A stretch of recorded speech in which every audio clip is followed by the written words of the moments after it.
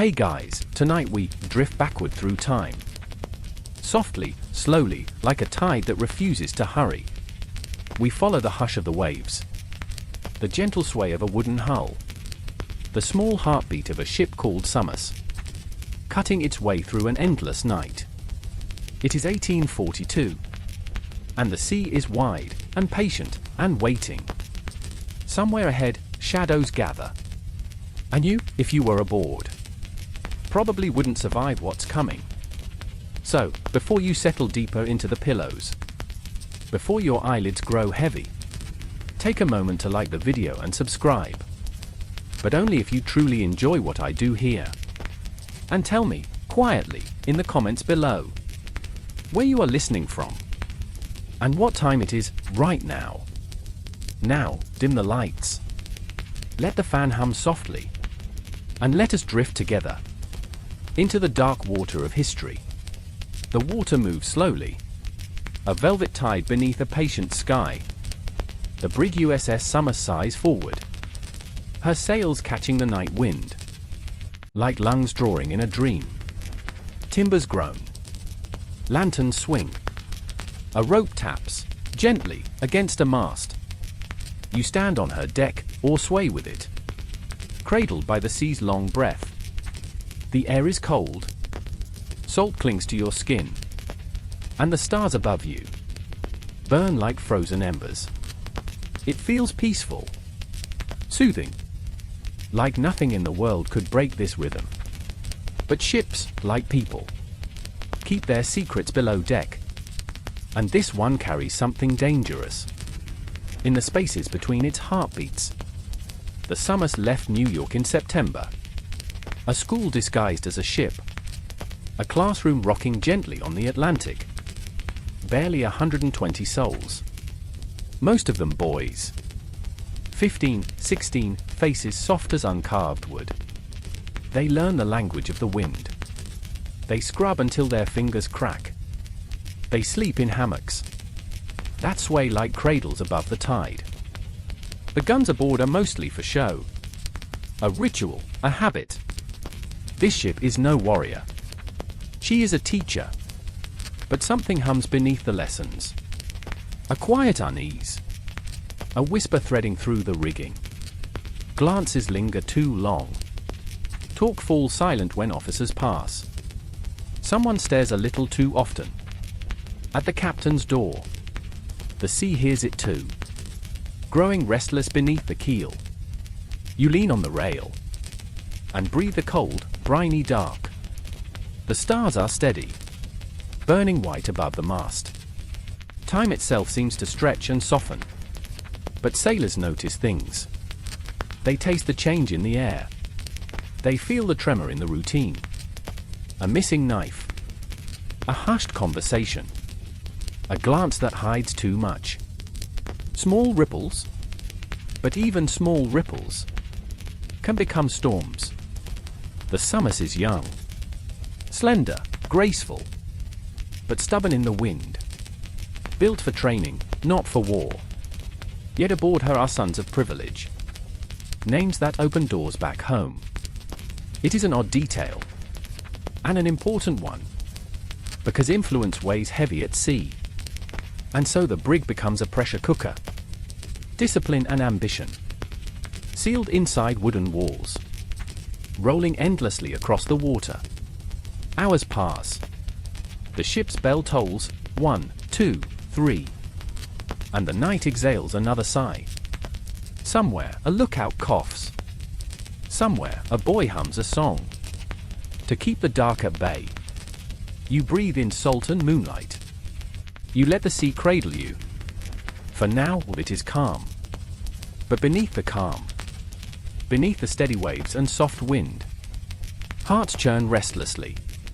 And in a small, lantern-lit berth below, a young man with too much imagination and too little wisdom is sketching plans that will soon turn this gentle voyage into a nightmare. History always looks inevitable when you read it backward. But here, in this fragile moment, nothing is decided. The mutiny has not begun. The rope is not yet knotted. The sea still holds her breath. All you have is water and wind, the slow swing of the lantern, and a faint unease you cannot name. Historians still argue whether the signs were obvious or invisible, whether the story was fate or fear. But one truth is certain: before this voyage ends, lives will be lost, reputations ruined, and a ghost will rise from the heart of the Atlantic. And you, poor, dreaming you, would not have survived it. The days drift, soft as fog, slow as breath, and you begin to understand. This isn't a warship. It's a classroom. A floating, swaying, salt-soaked classroom. The USS Somers is not filled with battle-hardened men, but with boys. Boys barely older than school children. Some still growing into their uniforms. Some who write nervous letters home on scraps of paper that smell like tar and seawater. You walk among them, boots thudding softly on the worn deck. And everywhere you look are faces too young to have seen the world. They rise before dawn, pulled from hammocks by the clang of the ship's bell. They scrub planks with salt water and sand. They polish brass until their fingers ache. They climb the rigging on trembling legs, learning the names of every rope, every knot, every sail. The ship rolls gently beneath them, a wooden cradle in constant motion, and they sway with it, their bodies slowly adapting to the rhythm of the sea. Some are quiet, homesick eyes staring out across the horizon. Some are bold, laughing too loud, pretending they are already sailors. One boy carries a small tin whistle. At night, he plays soft tunes that drift down the decks like lullabies. Another keeps a pebble in his pocket, a piece of land to hold onto when the water feels endless. It's a curious sight, isn't it? A warship without a war, a crew too young to shave. Life aboard moves by routine. The same tasks, the same bells. Day after day after day. You wake to the same creak of timbers. You eat hardtack and salted meat. You feel the sting of the cold wind as it cuts through your coat. There is discipline, always discipline. Orders barked like thunder. Mistakes punished swiftly. A rope left coiled incorrectly? An hour in the rigging, dangling high above the waves. A disrespectful word to an officer? Lashes on your back. The sting of rope and salt that lingers for days. The US Navy, even now, is built on obedience. The sea demands it. The ship demands it. And these boys, these barely-formed sailors, must learn it deeply before the sea swallows them whole. There is something deeply human about the way they learn. They laugh at night, sharing stories under flickering lamplight. They whisper secrets, swap dreams, talk of home. One dreams of commanding his own ship, another of exploring distant oceans. One boy, shy and soft-spoken, just wants to make his father proud. You feel their youth like a pulse beneath the planks. It's raw, fragile, hopeful, and utterly unprepared for what's coming. The Somers itself seems to sense their inexperience. She groans under their clumsy steps. She lurches when they haul her sails too slowly. But she carries them all the same. Patient, enduring, teaching as she goes.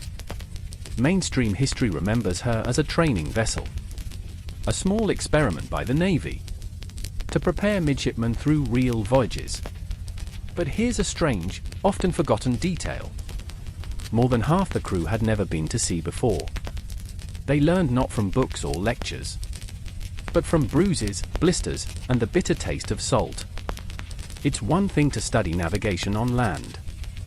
It's another to climb a mast in a howling gale. with icy spray lashing your face. And yet, amid the discipline and learning, a darker undertone lingers. An unease you can't quite name. It's in the way the older sailors exchange quiet looks when they think no one sees. It's in the captain's sharp gaze as he surveys the deck each morning. And it's in the hush that falls whenever one particular midshipman walks by. A young man with a quick smile, a restless mind, and a dangerous sense of humor. But we'll come back to him. For now, you breathe in the salt-heavy air. You watch the boys scurry up and down the masts. Like so many gulls, their laughter lost in the wind. The sea stretches endlessly ahead, blue and unknowable. The days blur together, each one a repetition of the last. And you start to wonder, could anything truly go wrong? In a place so small, so structured, so carefully controlled? Historians still argue whether the seeds of disaster were planted here, in this mix of youth and inexperience, or whether the storm came from somewhere else entirely. But one thing is certain. This is not the hardened crew you might expect from a naval tale. This is a ship full of boys. Fragile, hopeful, breakable boys. And before long, some of them will be tested in ways they cannot imagine. You close your eyes, just for a moment, and let the ship rock you gently. The whisper of the water, the creak of the beams, the sigh of the wind, all of it slow, steady, inevitable. The ship breathes, long and low, like a living thing. And at its center, a man who is more steel than flesh. Commander Alexander Slidell Mackenzie. You hear his boots before you see his face. Measured steps, deliberate pauses, a rhythm that never wavers. He is not tall, not particularly imposing. But the deck seems to grow still. When he appears, conversations shrink to whispers. Laughter dies mid-breath. He has that rare quality, authority without volume. Mackenzie is not new to the sea. He has lived his life on water. A career officer, shaped by storms and silence. He believes in discipline, not as cruelty, but as survival. The sea is merciless. It does not care for youth, or dreams, or noble lineage. And so his voice, calm but unyielding, teaches the same lesson again and again. Obedience keeps you alive. He drills the boys relentlessly. Every rope must be tied perfectly. Every order followed without hesitation. Every salute crisp. Every uniform spotless. A missed command could mean a snapped mast. A moment's hesitation could mean a man swept overboard. This ship, he reminds them, is not a schoolyard. It is a knife's edge. And one wrong move is enough to cut through everything. To many of the boys, he is terrifying. To the officers, he is reassuring. They respect the way he notices everything. A loose knot, a poorly stored sail. A whispered word spoken where it shouldn't be. He walks the deck at dawn and dusk, hands clasped behind his back, eyes scanning the horizon. Some say he hardly sleeps. That even in his cabin, his mind remains awake, turning over the thousand things that might go wrong. It said, a quirky detail often repeated, that Mackenzie even inspected the crew's hammocks for signs of improper folding. Not because it mattered to the ship, but because details reveal discipline, and discipline reveals loyalty. You might find it exhausting. This endless scrutiny, this rigid chain of order. But Mackenzie's world is different. For him, the line between command and chaos is paper thin. And the Somers is no ordinary ship. She carries boys, too many boys. and each one is a potential risk. Inexperience, recklessness, pride. These are storms as deadly as any gale. So Mackenzie stands firm. His will becomes the ship's spine. His rules become its heartbeat. And yet, there's something brittle beneath his calm. Some sailors say he is haunted. Not by ghosts, but by the weight of responsibility. He knows how quickly things unravel. He's read the reports of mutinies past, of ships lost not to storms but to their own crews. He knows too, perhaps, that power invites resentment. And resentment, on a ship this small, can spread like rot. There are moments, fleeting, subtle, when you catch a flicker of doubt behind his steady gaze. Moments when he scans the faces of his crew and wonders who among them might test the chain of command. Historians still debate how much Mackenzie feared mutiny before any plot was even suspected. Some believe he saw danger everywhere. Others think he was calm, until whispers forced his hand. But one thing is clear. This is a man who will not hesitate. If discipline falters, he cannot. Not here. Not with the sea stretching endlessly around them. Life under Mackenzie is a rhythm. Stern, predictable, relentless. The boys rise with the sun. They drill until their muscles ache. They eat in silence. They speak only when spoken to. A misstep brings punishment. Not cruel, but coldly precise. The lesson is always the same. The ship must function as one. You feel it too. That strange comfort of order. Like rails guiding a train. Like a heartbeat you don't control. There's safety in structure.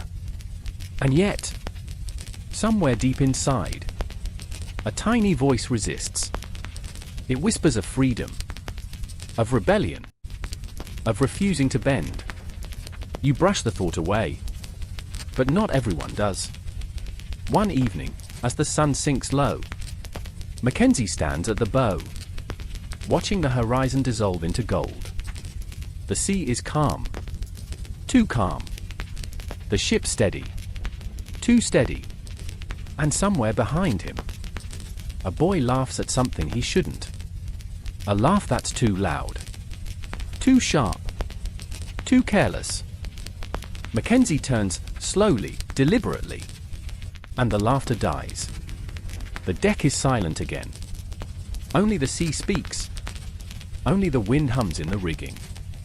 The commander's eyes linger a moment longer, as if searching for something he cannot yet name. Then he walks on. And the Somers, faithful and patient, glides deeper into the Atlantic. The air is changing. You can feel it.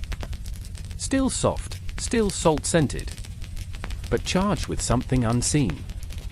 Mackenzie senses it too. Something beneath the surface. Something waiting to rise. For now, order holds. But order is only ever one heartbeat away from breaking. The days slide by, like slow waves against the hull. And in that rhythm, that sleepy repetition, someone begins to disturb the stillness. His name is Philip Spencer. A midshipman. Barely 20. With a mind that refuses to stay quiet. You see him sometimes, standing apart from the others. His gaze fixed on the horizon, as if he's waiting for something the rest of them can't see. He's different from the crew, and he knows it. The son of John Canfield Spencer, a powerful New York politician, soon to become Secretary of War. Influence, privilege, connections, all of it stitched invisibly into his uniform. But none of that matters here. The sea does not care for names. The salt eats through silk just as quickly as it does through rags. And Philip, restless, impulsive Philip, doesn't much care for the Navy's order. He is clever, far too clever. Fluent in Greek and Latin. A voracious reader. Quick with a joke. Sometimes too quick. He laughs at discipline. He mocks authority. He whispers sharp little comments that make the younger boys giggle nervously and make the officers grind their teeth. He's been in trouble before. Thrown out of Union College. Nearly expelled from the service. For reckless behavior. But here he is again. Given another chance. Because of who his father is. And he's already starting to waste it. You watch him move through the ship like a spark. He charms. He jokes. He makes friends easily. At night, he lingers on deck. Telling stories under the moonlight. Painting pictures of freedom. Of adventures beyond the Navy's iron rules. Imagine, he says softly, if we just took the ship. If we turned her toward the Caribbean. A life of freedom. No orders, no lashes, no captains. At first, the boys laugh. It's a joke, just a joke. A silly fantasy born of long nights and harder days. But the words stay with them. They settle in the mind like seeds. And in the stillness of the ship, they begin to grow. Spencer has a talent for mischief. A quirky detail many historians mention. He liked to keep a pirate journal. A childish, dramatic thing. Filled with fantasies of mutiny and adventure. He even used Greek letters to write secret notes. Just to make them feel more dangerous. It should have been harmless. It was harmless. Until it wasn't. Because a joke repeated too often stops sounding like a joke. And a fantasy spoken aloud starts to sound like a plan. He chooses his audience carefully. Not the officers. Not the disciplined, seasoned men. But the young ones. The dreamers. The ones who miss home. The ones who mutter about the captain. When they think no one's listening. He tells them stories of pirate crews. Where every man is equal. Where spoils are shared. Where the lash is thrown overboard. Why should one man command us, he says. Why should we live and die for someone else's orders? The words are soft. But dangerous. And though many laugh and shake their heads, a few don't. A few listen. A few imagine.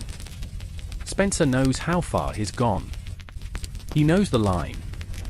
And still, he steps closer to it. He sketches rough maps on scraps of paper. He talks about potential targets. He hints that he's chosen who will live. And who will die. Some believe he's still playing. A restless young man. Trying to make himself feel bigger than he is. But others aren't so sure. One sailor swears he overheard Spencer talking about cutting the captain's throat. Another claims he saw a list. Names marked for death. Are they exaggerating? Misunderstanding? Or telling the truth? Historians still argue. Some say Spencer was just a bored boy, with a flair for drama. Others believe he meant every word. You feel the tension thickening. The air feels heavier. The shadows longer. A game that started with laughter now coils with menace. Spencer still smiles. Still tells stories. But his eyes dart more often to the officers. His voice drops to a whisper when they pass. And you start to notice something else. A subtle shift in the crew. Conversations stop when you approach. Groups disperse faster. There's a hum beneath the usual routine. Something secret. Something waiting. The sea stretches endlessly ahead. The days pass quietly. Nothing happens. And yet, everything is happening. In the hush of night, dreams of rebellion take shape. In the spaces between orders, doubt begins to grow. And if you close your eyes, if you listen very, very carefully, you might hear the faintest sound beneath the waves. Not the creak of the ship, not the hiss of the wind, but the heartbeat of something dangerous. Something rising. Something that, once loosed, cannot be contained. The ocean rolls on. Slowly, endlessly. And though the sky above remains bright and wide, something below deck is shifting. Softly, secretly. Like a current beneath calm water. Rumors. They begin as small things. Half-heard conversations. Unfamiliar words exchanged in passing. A nervous laugh at the wrong time. But aboard a ship like this, small things never stay small. You feel it first as a change in the air. An uneasiness that wasn't there before. The crew still drills, still sings, still climbs the rigging. But their glances have grown shorter. Their silence is longer. Laughter comes quickly and dies even faster. Talk stops when an officer approaches. And somewhere in the corner of your mind, a quiet thought whispers, something's not right. Philip Spencer is still smiling, still joking, still telling stories of freedom and gold. But now, the jokes come with lowered voices. Now, the stories are shared in the farthest corners of the ship. And the ones who listen, the young, the restless, the angry, are beginning to repeat his words to others. Why not, they murmur. Why shouldn't we? It's never said outright. Never loud. Never bold. It comes like a ripple instead. A word here, a glance there. An idea passed from hand to hand. Like a forbidden note in a classroom. The officers notice it too. They don't say much, or not yet. But they see the change. They see the sudden closeness between certain sailors. They see the way conversations stop when they pass. One midshipman, trying to sleep, swears he heard whispering late at night. Talk of the plan. Talk of who to trust. Another claims to have seen Spencer slip something, a folded scrap of paper, into a sailor's hand. Was it evidence? A grocery list? A harmless joke? No one knows. No one dares to ask. It said, a curious, almost comical detail, that Spencer even used Greek letters in his coded messages. Why? No one is certain. Maybe he thought it made the plot more mysterious. Maybe he was just showing off. Whatever the reason, those strange scribbles began to circulate below decks. And with them came questions that no one dared voice aloud. Would they really do it? Would they really take the ship? Could they? Murmurs become rumors. Rumors become stories. And stories, once they find ears eager to believe, become something far more dangerous. Now, even the loyal sailors are unsettled. They keep their distance from certain corners of the ship. They watch each other more carefully. Trust, that fragile glue that holds a crew together, begins to fray. And when trust frays, fear takes its place. The officers start quietly comparing notes. Each has seen something. A strange conversation. A missing knife. A group gathering where it shouldn't. No single piece is enough. No single sign is proof. But taken together, it feels like a storm forming on the horizon. They debate what to do. Whether to confront Spencer. Whether to wait and watch. Some argue that it's all nonsense. Bored boys spinning fantasies in the long stretch of sea. Others insist that action must be taken before it's too late. Historians still argue about this moment. Whether the officers were right to suspect mutiny at all. Or whether their imaginations turned jokes into threats. But from where you stand, on these creaking planks, in this shifting air, it no longer feels like a joke. The sea is calm. The sails are full. The wind is steady. And yet, your heart beats faster now. When Spencer walks by, you notice how he lingers near the helm. just a little too long. How he watches the officers' movements. A little too closely. You notice too how the younger sailors gather around him. Shoulders hunched, heads bowed. As if he's telling them something they're not supposed to hear. At night, it's worse. The ship rocks gently in the darkness. The stars scattered like silver dust above. And you can't sleep. Every creak sounds suspicious. Every whisper feels like a plan. You close your eyes, but your mind paints pictures you don't want to see. The crew storming the captain's quarters. The officers thrown overboard. The ship veering off into lawless waters. And though nothing has happened, though not a single rebellious act has been committed, you feel certain, deep in your chest, that something will. The ocean is patient. It waits. And so does fear. It coils below deck, tightening with each passing day, until even the most loyal sailor wonders who he can trust. A ship at sea is like a sealed room, and once suspicion creeps in, it fills every corner. It seeps into the water. It clings to the air. It lives in your heartbeat. And by now, it's everywhere. The sea is still, but the silence is not the same. It has changed. Thicker now, like the air before a storm. You feel it when you wake. That faint, invisible weight, pressing on your chest. You hear it in the way voices lower. When officers walk by, you see it in the glances exchanged. That stop just short of being words. Something is coming. You don't know what, but the ship seems to know. Each day stretches longer than the last. The drills feel heavier. The wind feels colder. And though the horizon remains empty, the deck feels crowded with things that haven't happened yet. The officers speak in quiet clusters now, their brows furrowed, their eyes-searching faces. They compare stories, each with its own small piece of the puzzle. A missing blade here. A strange symbol scratched into a beam there. A boy caught sneaking near the captain's cabin. Without explanation.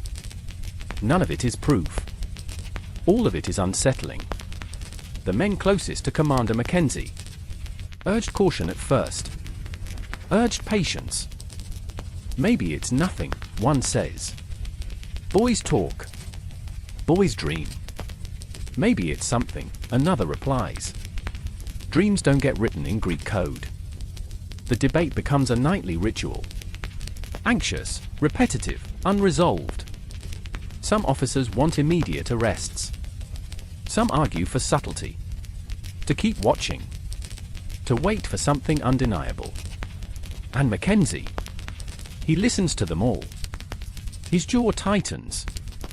His eyes stay fixed on the horizon. And each day, he grows quieter. There's an old saying at sea, that the ocean itself is neutral. It doesn't care who is right. It doesn't care who is guilty. It will swallow the innocent and the wicked alike. But a ship? A ship must take sides. It cannot function in half-trust. It cannot sail with half-belief. And so the question looms heavier now. Not if something is happening, but when. The crew feels it too. Even those who once laughed off the rumors now speak less freely. Conversations happen in corners. Friendships fray under suspicion. Some avoid Spencer entirely. Some draw closer to him. The ship is splitting. Not in two, but in dozens of small fractures. Like hairline cracks spreading through old wood. They seem harmless at first, but the weight of the ocean presses against them. And every hour, they deepen. At night, you dream strange dreams. Of men rushing the deck with knives. Of the captain thrown overboard. Arms thrashing in the cold black water. Of sails turned toward a lawless horizon. And a black flag rising where the stars once hung. You wake with a jolt, only to hear the same ship's bell, the same footsteps, the same groaning timbers. But beneath that familiar music is a new rhythm. Quieter, faster, more erratic. The rhythm of fear. One evening, an officer approaches Mackenzie. The sun is sinking, painting the water in shades of crimson and gold. "I think we have to act," he says. Mackenzie does not answer. He watches the horizon. Silent, patient, as if waiting for the ocean itself to speak. They're planning something. "I know it. Do you?" Mackenzie asks softly. The officer hesitates. "I believe so." Belief, Mackenzie murmurs, is not evidence. But waiting for evidence, the man says, "Might cost us the ship." The wind fills the sails with a hollow sigh. Neither man speaks again. The days that follow are taut, like rope drawn too tight. No mutiny. No attack. No open defiance. Just whispers. Just tension. Just the endless creak and sway of a ship holding its breath. And then something changes. A sailor, trusted and seasoned, approaches an officer with trembling hands. He has overheard talk. Real talk. About seizing the ship. About killing the captain. About dividing the crew. It's not a joke anymore. Not a fantasy. Not a game. It's a plan. Mackenzie listens quietly. He asks questions. He presses for details. And though the story is still incomplete, still tangled in rumor, it is enough. The debate is over now. The waiting is done. They will act. Historians still argue whether this was the right moment, whether the officers acted too soon or too late. Some say there was never real danger. That fear blinded judgment. Others believe they saved the ship from certain death. But in this moment, here, aboard the Somers, adrift on a quiet sea, those arguments don't matter. The crew is watching. The officers are preparing. The captain has made his choice. The breaking point has arrived. And you? Still standing on this deck, still breathing this salt-heavy air, can feel it. Like a storm forming deep beneath the waves. Something is about to snap. The morning is ordinary.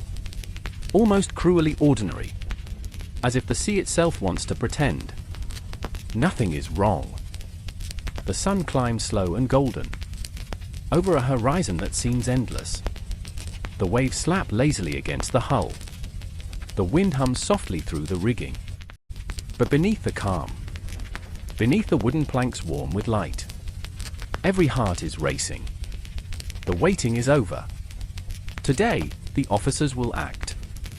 It happens without warning. A bell tolls, sharp, commanding, and sailors look up from their duties. Startled, confused. Voices bark orders. Firm, clipped, unhesitating. Midshipman Spencer, forward. The name cuts through the air, like a blade. For a moment, he doesn't move. A grin, familiar, infuriating, flickers across his lips. Then, slowly, he steps forward.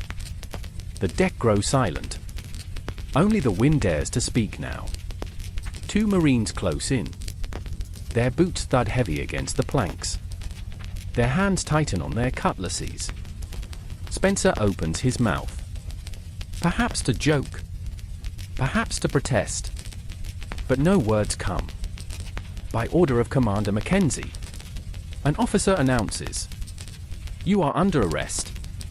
The words hang in the air. Heavy, irreversible. The boys on deck stare in stunned silence. The older sailors exchange wary glances. Spencer laughs, a hollow, nervous sound, as if this must be some elaborate mistake. Arrest? For what? No one answers. He is restrained. Not roughly, but firmly. His arms pinned behind his back. His pockets searched. A folded scrap of paper is found, covered in strange Greek letters. A list of names. A plan or a prank. No one can say for sure. But the mood has shifted now. There's no going back. Two others are called forward. Alicia Small. Samuel Cromwell. Both have been close to Spencer. Too close, the officers believe. They too are seized. They too protest. They too fall silent. And now, 3 men stand at the center of the deck. Bound and guarded. Beneath a sky too bright for what's about to follow. The youngest boys stare wide-eyed. Their knuckles white around ropes and rails. This isn't a drill. This isn't a lesson. This is fear, real and unfiltered. And it smells like sweat and salt and silence. The captain does not gloat. He does not shout. He does not pace. He stands at the quarterdeck, hands clasped behind his back. His expression carved from stone. Conspiracy, he says quietly. Mutiny. Treason against the United States. The words fall one by one. Softly, but with the weight of cannonballs. Spencer stares at him. No longer smiling. This is madness, he mutters.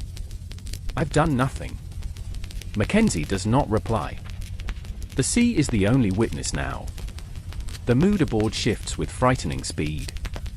Some crew members whisper that the arrests are justified, that they always suspected something. Others are unconvinced, insisting it's all a misunderstanding.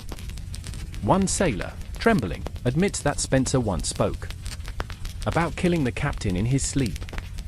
Another swears he heard plans to seize the ship near the West Indies. Are these truths? Are they fear twisted into memory? Historians still debate it. But here, now, with 3 men bound and guarded, truth matters less than survival. The ship's routine collapses. There are no more drills. No more lessons. Every man is on edge, waiting for something, anything, to happen. The prisoners are kept under watch, fed, allowed to walk the deck under guard, but never left alone. Spencer's defiance fades by the hour. The jokes stop. The bravado drains away. By nightfall, he is quiet.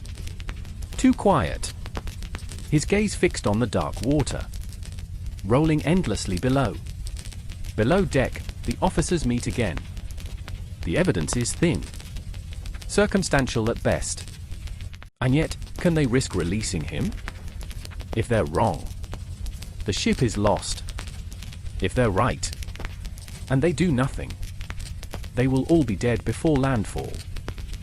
The choice is a cruel one.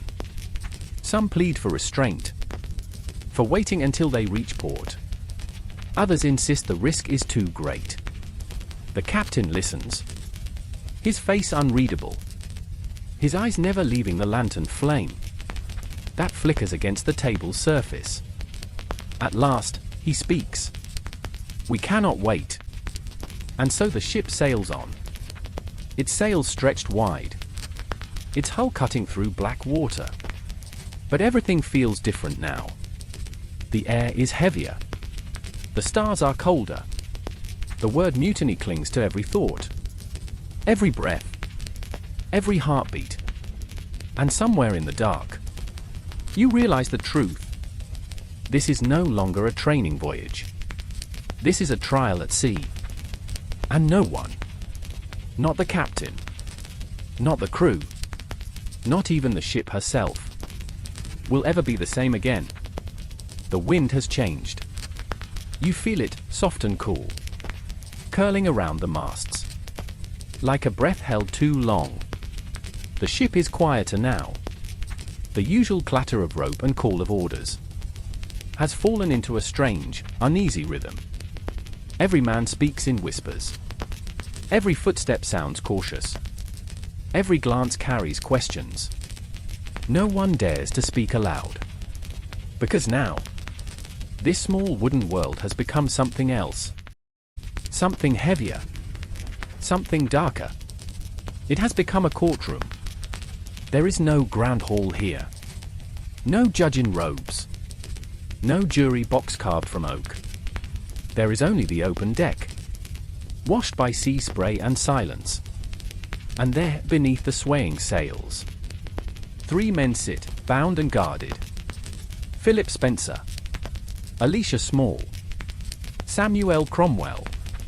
Their faces are pale from sleepless nights. Their eyes dart between the officers, gathered in a semicircle before them. And standing at the center of it all is Commander Mackenzie, stoic, motionless, the weight of the sea on his shoulders. The tribunal is small, just a handful of senior officers, men chosen not for their legal knowledge, but for their rank and experience. They have no precedent to follow, no manual for what comes next. But they know this. If they are wrong, they die. If they hesitate, they die. If they do nothing, the ship may never see land again. The trial, if it can be called that, unfolds in slow, deliberate hours. The officers speak first. They recount the rumors, the coded letters, the whispered talk of killing the captain. One swears he overheard Spencer naming men who would be spared and men who would not. Another testifies that Small had hinted about a change of command. The evidence is thin, shadows and words and fragments. But in the cramped, isolated world of a ship at sea, it feels like a storm cloud forming overhead. Spencer is given a chance to speak. He stands, hands bound. And for the first time since his arrest, he does not joke. He speaks calmly. He admits to talk of piracy, but insists it was fantasy. Nothing more. He says the coded notes were never meant to be taken seriously. He swears he never intended harm. His voice is steady, but his eyes betray him. They flicker toward the sea, toward freedom, toward escape. And in that fleeting glance, some of the officers see guilt. Others see fear. Others still see nothing at all. One by one, the others speak too. Small denies everything. Cromwell says he knew nothing of any plan. Both swear loyalty to the ship. Both plead to be believed. And yet, doubt clings to every word. The stories don't align. The details shift like sand underfoot. There are no witnesses. No hard proof. Only suspicions and possibilities. The tribunal breaks for deliberation. The deck empties slowly. Some men pacing in silence. Others staring out at the endless water. The officers gather below deck, around a worn wooden table. The debate is quiet but fierce. Are we truly going to kill them? One asks. There is no evidence. There's enough, another replies. And if we're wrong, we're still alive. They're just boys. Boys can slit throats too. The room falls silent again. No one wants this. No one truly believes they have the right. But the sea has its own laws. And survival is one of them. Hours pass. The lanterns burn low. And at last, a decision is made. The tribunal declares Spencer, Small, and Cromwell guilty of attempted mutiny. There is no sentence written in ink. No formal declaration. Only one conclusion. The same one whispered through centuries of naval tradition. Mutiny is punishable by death. Word spreads quickly across the deck. Some sailors freeze in disbelief. Some weep quietly in their hammocks. Some nod grimly, as if they had always known it would end this way. The prisoners remain silent. Spencer stares down at the planks beneath his feet. Small whispers a prayer. Cromwell grips the rail so tightly. His knuckles turn white. No one speaks to them. No one dares. The night deepens. The ship groans softly against the tide. And in that fragile darkness, the weight of what's coming settles over every soul aboard. There will be no appeals. No clemency. No second chances. Only a rope. Only the sea.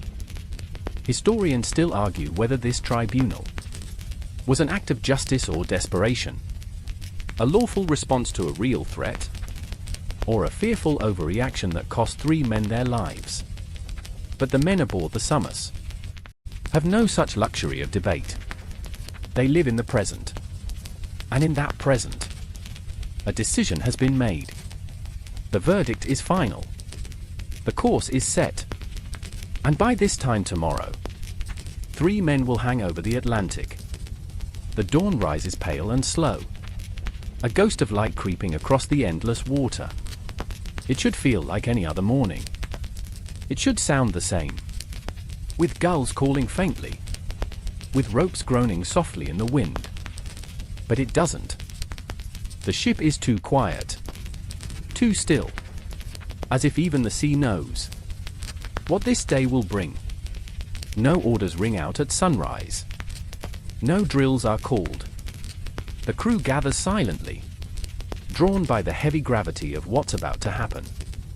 At the center of the deck, beneath the pale wash of morning light, sailors work in grim silence. They are building gallows. Not the towering scaffold of a city execution, but a sailor's version. A makeshift beam lashed high between the masts. Ropes coiled and measured with the precision of habit. The sound of the work is soft, muted by dread. The slap of rope on wood. The creak of pulleys. The faint thud of boots pacing slowly across the planks. And through it all, no one speaks. Spencer is brought up first. His face is drawn, pale and sleepless, but he walks without resistance. The same young man who once told stories of piracy and freedom now says nothing at all. He looks around, at the faces of the crew, at the cold sky above, at the water stretching forever beyond the rails. And for a moment, you almost believe he still thinks this is a mistake. That any second now, someone will shout stop, and the world will tilt back into sense. But no one does. Small follows. Then Cromwell. Both look older now, aged by nights without rest, by hours spent staring into a future that no longer exists. They are positioned side by side. 3 young men standing before the mast, ropes swaying gently above them, like the hands of an invisible clock, counting down the last minutes of their lives. The captain reads the charges aloud, his voice steady, his expression carved from iron. Conspiracy, attempted mutiny, treason against the United States. The words drift across the deck, like cold smoke. Some sailors bow their heads. Some stare straight ahead. Some grip the rails until their fingers ache. Because whether they believe the charges or not, whether they think justice is being done, or a terrible mistake is unfolding, it no longer matters. The decision has been made. Spencer is offered the chance to speak. He clears his throat, the sound thin and fragile in the heavy air. And for the first time since his arrest, his voice trembles. "I never meant harm," he says. "It was only talk. Only words." He looks toward the horizon, as if searching for something beyond it. I hope you remember me kindly." The wind takes his words and scatters them into the waves. The officers exchange solemn nods. The orders are given. The ropes are placed around their necks. Rough hemp, frayed from long months at sea. The crew steps back. The deck falls silent. And then, a single word. Hoist. The ropes pull taut. The bodies rise. The silence deepens. The youngest sailors look away. Some weeping quietly. Some frozen in disbelief. Others stand rigid. Their faces blank. Not from cruelty, but from the numbness that settles. When the unimaginable becomes real, the condemned do not cry out. They do not fight. Their feet dangle. Their bodies sway gently with the motion of the ship. And the Atlantic, indifferent as ever, keeps rolling on beneath them. It is done quickly. Too quickly to fully comprehend. The ropes are checked. The bodies examined. The sentence confirmed. And then, just as quietly as it began, the execution is over. 3 young men hang suspended above the deck. Their lives ended not by storm or battle, but by fear and suspicion and the grim necessity of discipline. The crew disperses slowly. Some walk as if in a daze. Some whisper prayers. Some cannot stop staring at the empty horizon. A few men vomit over the rail. Others sit where they are, hands over their faces, and weep without shame. Because no matter what they believed before, about guilt or innocence, about justice or paranoia, they will never forget this day. A strange stillness lingers over the ship. No one speaks above a whisper. No one jokes. No one sings. The air itself feels heavier now, as if the ship is carrying more than wood and canvas. It carries memory. It carries guilt. It carries the question that no one will ever truly answer. Was it justice? Or was it murder? Historians still argue, and perhaps they always will. But for those aboard the Somers, there is no debate. There is only silence, and 3 bodies swaying gently in the cold morning wind. The sky has turned a deep, cold blue, the kind of color that feels like silence. The sea below rolls without hurry, its rhythm unbroken, its patience endless. And there above that patient sea, 3 bodies sway in the wind. It is December. The year is 1842. And before Christmas arrives, 3 men are dead. The executions are over. The ropes are still. But nothing about this ship feels the same. The crew moves differently now. Quieter, slower. Their faces pale beneath the weak winter sun. They avoid the space beneath the gallows. They avert their eyes from the spot where Spencer's feet once touched the deck. Even the most seasoned sailors, men who have faced storms and seen death before, seem shaken. Because this death was different. It was not the sea that claimed them. It was not disease or battle or hunger. It was the ship itself. It was their own hands. In the days that follow, a strange, hollow routine returns. The sails are trimmed. The watches change. The bells toll with the same familiar rhythm. But beneath that rhythm lies a new silence. A silence that seeps into every conversation, into every glance, into every creak of the deck. The men speak less. They laugh less. They sleep less. And when they dream of ropes. Some refuse to speak of it at all. They bury the memory deep, beneath layers of discipline and duty. Others can't stop talking, repeating details again and again, as if trying to convince themselves that it was necessary. They were plotting, one insists. They would have killed us all. They were just boys, another mutters. They never had the chance to defend themselves. The arguments circle endlessly. In whispers, in mutters, in long sleepless nights. And somewhere in the middle of them is a truth no one wants to face. No one will ever know for certain. Philip Spencer. just 20 years old. Alicia Small, 24. Samuel Cromwell, about the same. 3 men, all young. All dead before their lives had truly begun. Their bodies are wrapped and buried at sea. The ceremony is short. Somber words spoken over the waves. A prayer carried off by the wind. The ocean swallows them without ceremony. The surface closes over as if they were never there. But the memory clings to the ship, like salt on the skin. The youngest members of the crew, the boys barely 16, are the most changed. They move like sleepwalkers, haunted by the image of men they had spoken with, laughed with, eaten beside, now gone. Some have nightmares. Some cry quietly in their hammocks. Some stare at the sea for hours, as if waiting for answers that will never rise from beneath the waves. There's a story passed down by sailors that one night, just a few days after the execution, a midshipman swore he saw Spencer's ghost, a pale figure standing near the mainmast, his gaze fixed toward the horizon. Of course, it was probably nothing.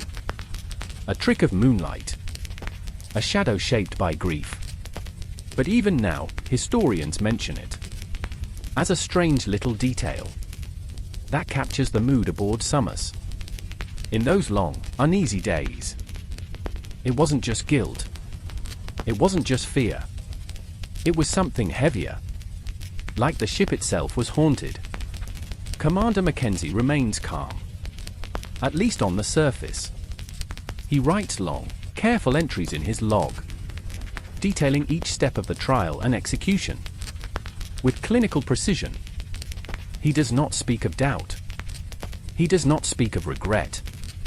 But those who knew him claimed his hair turned noticeably grayer by the time Somers returned to port. And late at night, when the decks were empty and the only sound was the groaning of the wood, some swear they saw him staring out at the dark water, motionless for hours. What thoughts passed through his mind then? A loss to time. The voyage continues. The ship sails south. Its sails full but its spirit hollow. Every mile brings them closer to home, closer to shore, closer to a reckoning none of them can avoid. But no one celebrates. No one counts the days. The journey feels different now. Like a sentence. Like a weight they must carry, until the very moment the anchor drops. Historians still argue about this chapter of the voyage. Was the execution truly necessary? Were 3 lives taken to save 100? Or was it an act of fear? Panic disguised as justice that stained the honor of the Navy forever? There are no clear answers. There never will be. All that remains is the image, etched forever into memory, of 3 bodies swaying over the deck, their shadows stretching long and thin across the planks in the winter light. A December morning, a silent crew, and a ship that would never again be just a classroom on the sea. The Somers turns homeward. Her sails are heavy with wind, but her heart feels heavier still. The voyage that began as a lesson has become a legend whispered in fear. And when the brig finally nears land, the horizon no longer looks like salvation. It looks like judgment. The anchor drops in New York Harbor in the final days of December 1842. The sky above is gray and cold, the wind biting through coats and canvas alike. But it isn't the weather that chills the men aboard. It's the waiting. Because before the gangplank is even lowered, word has already spread ashore. The first stories are fragments, murmurs carried on the cold wind. 3 hanged at sea. Mutiny aboard a training brig. The son of a cabinet member executed without trial. Each retelling grows larger, more dramatic, more sensational. And by the time Somers reaches port, It feels as if the entire city is waiting. Reporters line the docks. Families press forward, desperate for news. Navy officials stand in rigid silence, their faces carefully blank. And behind them, lawyers, politicians, critics, all ready to pick apart every decision made on that small, rolling deck. The story explodes in the press. Some newspapers hail Mackenzie as a hero. They call him the savior of his ship, the iron captain who upheld discipline in the face of betrayal. Others condemn him outright. They call the hangings a murder at sea, a disgrace to the nation, an unforgivable abuse of power. Lines are drawn. Arguments rage. And the Somers, a ship few had heard of before, becomes the most infamous vessel in America. The public is fascinated by the details, especially by one of them. Philip Spencer's father, John Canfield Spencer, is now the Secretary of War. A powerful man, a well-connected man, and his son, bound and hanged on the open sea, has become a symbol of outrage for many. Some demand Mackenzie's immediate dismissal. Some call for his arrest. Some even call for the Navy itself to be investigated. The debate spills into Congress. It spills into taverns and drawing rooms. It becomes the topic of sermons, of pamphlets, of angry speeches shouted in the streets. In the weeks that follow, the sailors of Somers are interviewed again and again. Their accounts differ in detail, in emphasis, in tone. Some insist there was no choice, that the mutiny was real, that the ship was in mortal danger. Others admit uncertainty, that they never truly knew if a plot existed, or if it was all talk. And still others whisper doubts about whether Spencer was guilty of anything more than reckless imagination. The court of public opinion is chaotic. But beneath the noise, a quieter, more painful question emerges. If 3 men can be hanged on suspicion alone, what does that mean for justice? For law? For the ideals the young Navy claims to defend? The Somers becomes more than a ship. It becomes a mirror, one that shows a nation its deepest fears about power, discipline, and authority. Even among sailors, opinions split sharply. Some older officers applaud Mackenzie. They argue that order at sea must be absolute. That hesitation could doom them all. Others shake their heads and mutter that the captain acted rashly, that the hangings were premature, that the Navy's honor is now stained. One retired admiral calls the execution a lesson that must never be repeated. Another calls it the only reason the Somers did not become a pirate ship. The arguments never stop. They simply circle and circle, like gulls over a still body.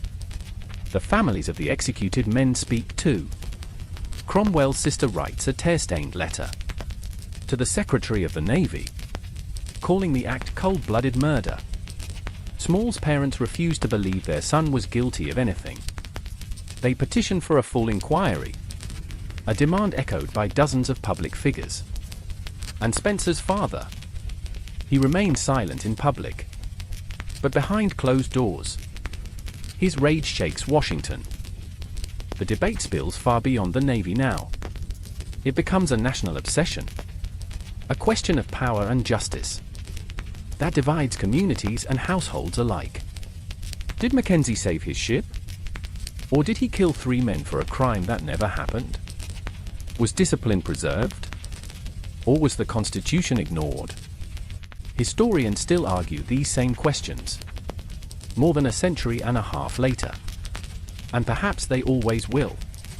But for those who stood on that deck, for the boys who scrubbed blood and salt from the planks where the gallows once stood, the arguments feel distant and hollow. They remember the way the wind sounded that day. They remember the silence after the bodies stopped moving. They remember the weight of the decision that no one ever truly escaped. And they know, no matter what the newspapers write, no matter what Congress decides, that the Somers would never again be just a ship. It was now a symbol, a warning, a ghost that would follow the US Navy for generations to come. The noise on land does not fade. If anything, it grows, like a storm that gathers strength, the closer it nears the shore.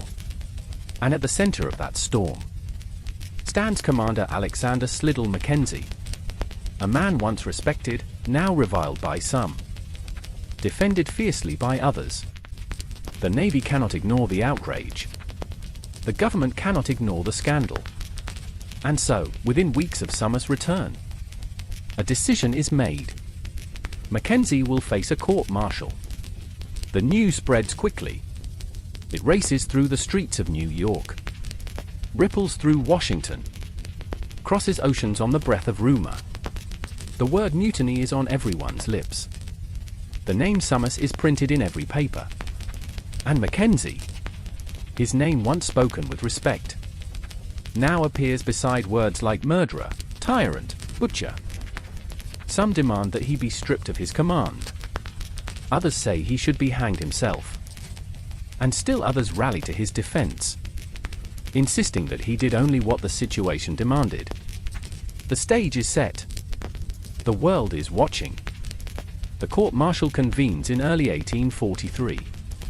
It is not held aboard a ship, but in a naval chamber, a place of polished wood and solemn faces, where the sea's roar has been replaced by the shuffle of papers and the measured tone of law.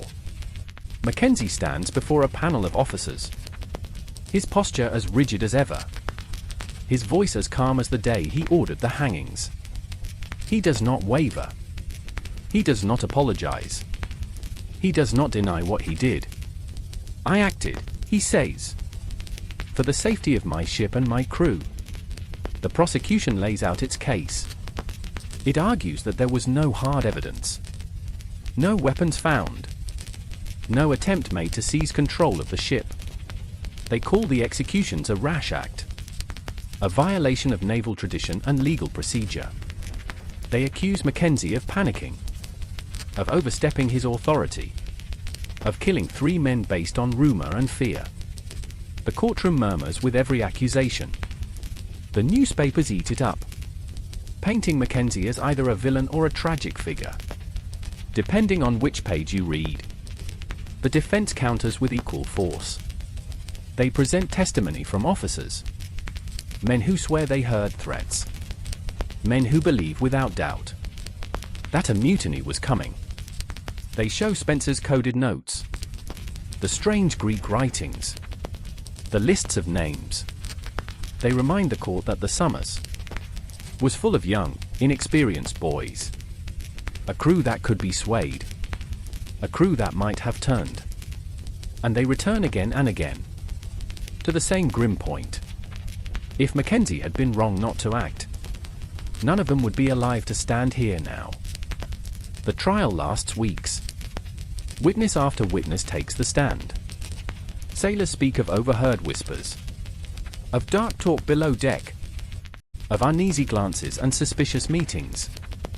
Others speak of doubt, of never believing there was a real threat, of thinking it was all exaggerated. Historians still debate the reliability of this testimony. How much was fact? How much was memory warped by fear? But the panel listens to it all. Every contradiction, every hesitation, every word. Mackenzie himself speaks little. When he does, his words are measured, deliberate. I did what I believed necessary, he repeats. I would do the same again. He shows no anger, no remorse, only the weary certainty of a man who has already replayed his choices 1,000 times in the dark. And then, at last, the verdict. The panel retires. The chamber holds its breath. Hours stretch into days. The city outside teems with speculation. The newspapers print premature headlines.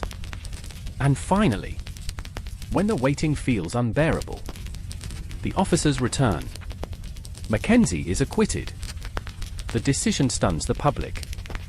Supporters cheer, declaring it a victory for discipline, for authority, for the rule of command at sea. Critics explode with fury, calling it a travesty, a betrayal of justice, a green light for tyranny. The arguments begin anew, louder, sharper, more personal than ever. Was the court swayed by politics? By sympathy? By fear of undermining naval authority? No one can say for sure. Historians still debate the fairness of the trial. But the outcome is clear. Mackenzie walks free. And yet, freedom is not the same as peace.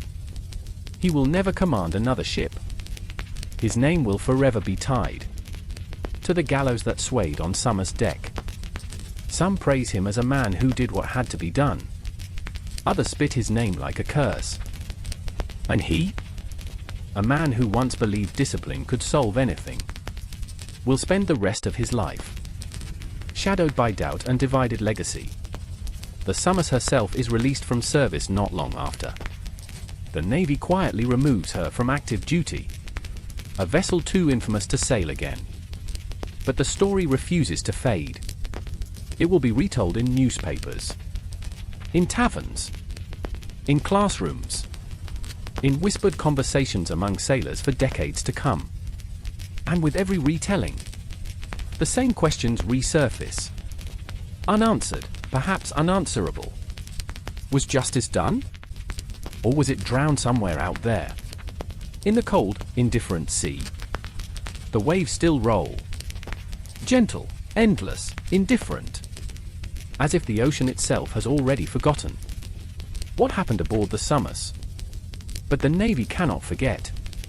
The nation cannot forget. And in the quiet that follows the trial, one truth becomes painfully clear. This must never happen again. The story of the Somers spreads far beyond the courtroom. It becomes a case study, a cautionary tale retold in academies, in training manuals, in the whispered conversations of midshipmen who stare out to sea and wonder how something so small could spiral into tragedy. And for the young United States Navy, it is a wake-up call. A ship had become a school, but without proper structure, without proper guidance. It had also become a powder keg. Boys had been sent to sea to learn discipline and leadership, but instead, some had learned rebellion, some had learned fear, and 3 had learned the cold finality of a noose. Something, the Navy decides, must change. In 1845, just 3 years after the mutiny, change finally comes. The U.S. Naval Academy is founded in Annapolis, Maryland. It is a quiet revolution, a new kind of training, a new kind of preparation. No longer would boys learn the trade by stumbling their way through voyages. No longer would midshipmen be thrown aboard ships with little more than youthful eagerness and raw ambition. Now, they would learn discipline before they touched the sea. They would study navigation and seamanship, but also ethics, leadership, and law. They would train under watchful eyes, in a controlled, thoughtful environment, so that when they stepped aboard a ship, they would be ready. The Somers Mutiny becomes the spark that builds the foundation of that new system. It is spoken of in lectures and classrooms, a painful lesson carved from tragedy. And even now, more than a century and a half later, young officers in crisp uniforms still study the story of Spencer, Small, and Cromwell. They learn about discipline, about authority, about leadership and trust. But they also learn about fear, how it can warp judgment, how it can push men to act. Before they truly understand what they are facing, the creation of the Naval Academy is not just about education. It is about control.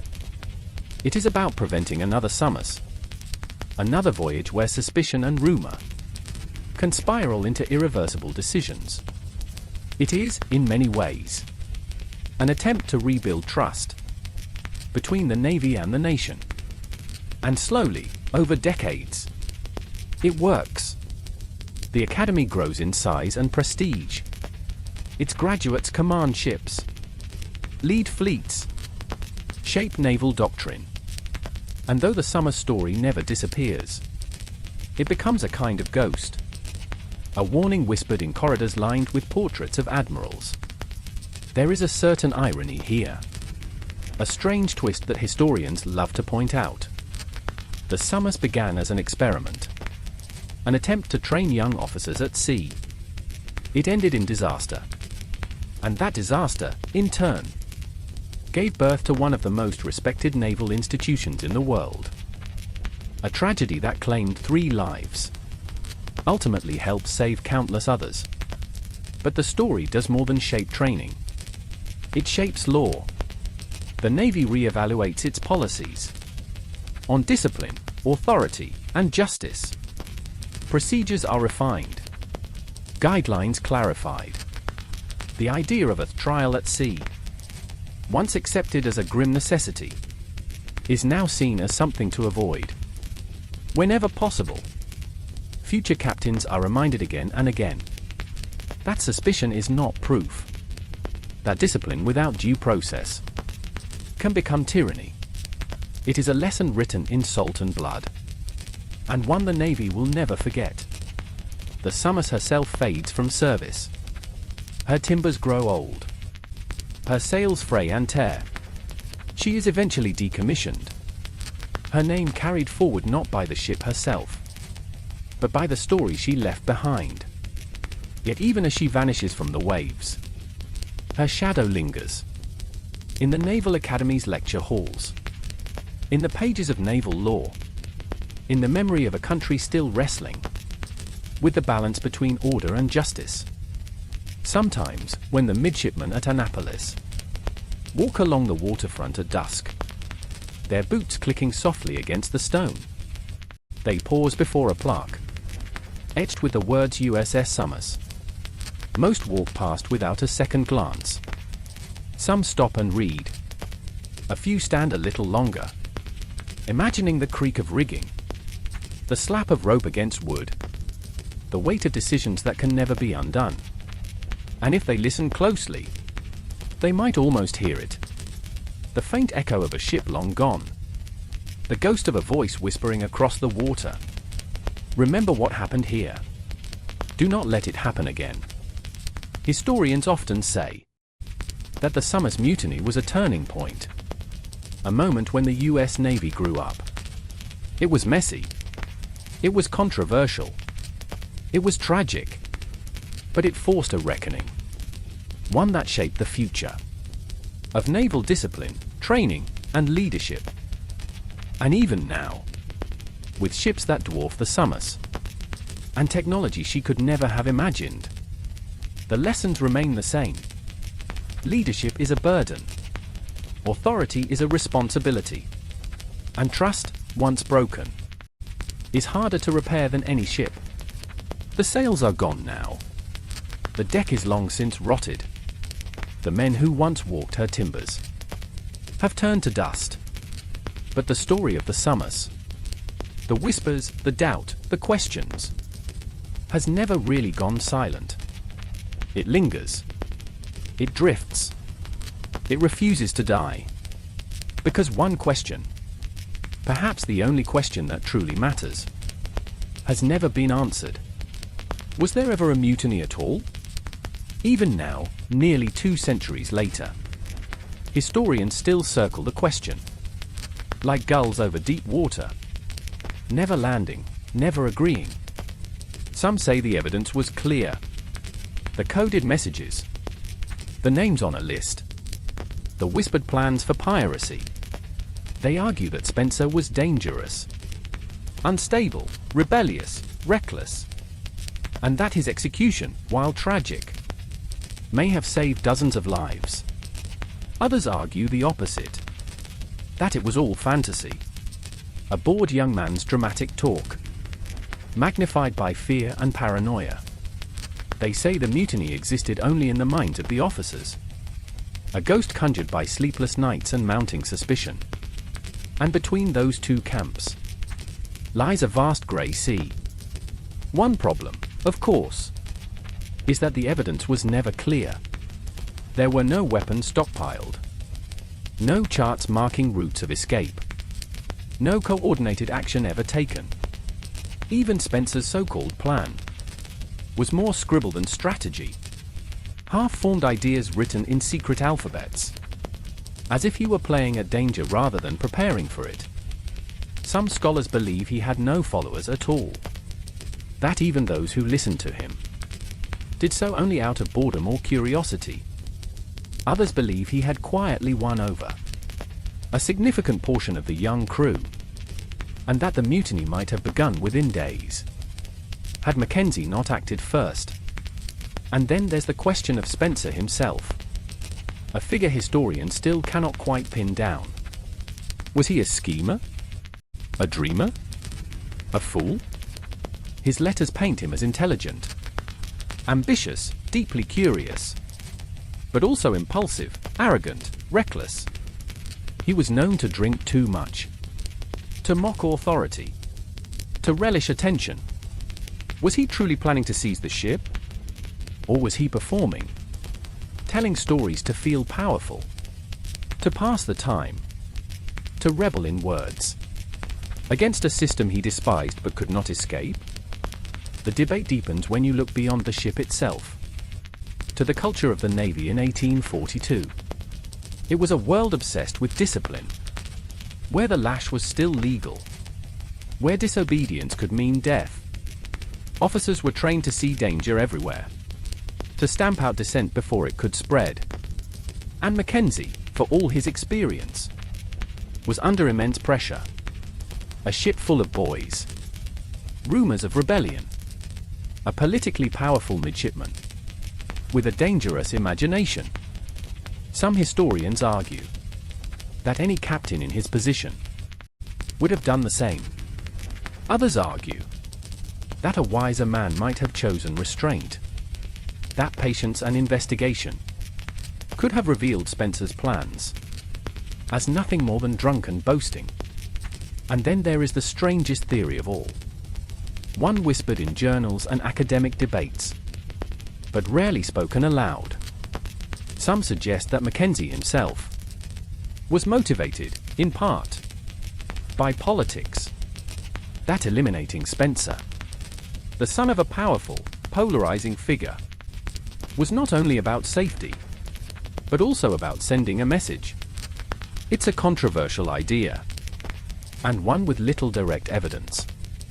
But it lingers all the same, like the last echo of a bell long after it's rung. This uncertainty, this inability to separate truth from perception, is what gives the story of the Somers its haunting power, because it was never just a story about mutiny. It was, and is, a story about fear. Fear of losing control. Fear of betrayal. Fear of making the wrong decision and paying the ultimate price. And fear, as history so often shows, can be more dangerous than any blade. Even among the men who were there, memories did not align. Some swore they had seen signs of rebellion everywhere. Others swore there had been none at all. Some left the Navy after that voyage, unable to reconcile what had happened. Others went on to long careers, but never spoke of Somers again. And still, in memoirs, in diaries, in letters home, you find the same words repeated, year after year, decade after decade. We will never truly know. Maybe that's the real lesson of Somers.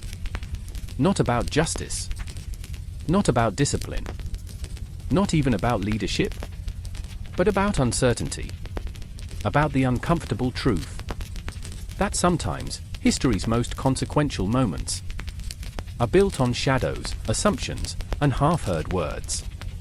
It's unsettling, isn't it? To know that lives can hang from ropes, based on nothing more than belief. But that's what happened here. On this small ship. In that cold December sea. And it's why the story still lingers. Still haunts. Still refuses to end. Because as long as the question remains, as long as historians keep arguing, as long as we keep wondering whether the mutiny was real or imagined, the Somers will never truly rest. The night is calm. The water, dark as ink, breathes slow against the hull. And you, if you had somehow survived the voyage this far, would stand at the rail now, alone beneath a wide and silent sky. The gallows are gone. The ropes have been cut down.